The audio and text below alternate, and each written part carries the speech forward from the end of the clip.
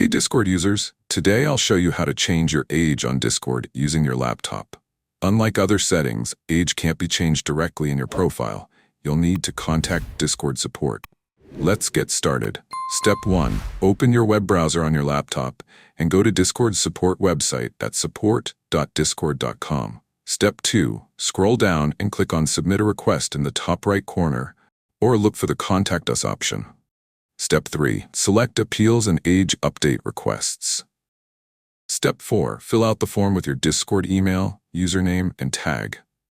In the description, clearly explain that you need to update your birth date, why you need to change it, and provide your correct birth date.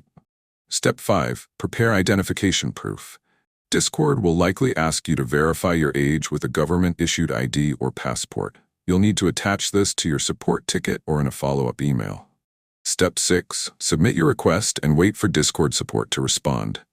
This typically takes 1 to 7 days, so be patient. And that's it. Remember, Discord takes age verification seriously because of legal restrictions for users under 13. Be honest about your actual age, as providing false information violates Discord's terms of service. If you found this helpful, hit that like button and subscribe for more Discord tips and tricks. Thanks for watching.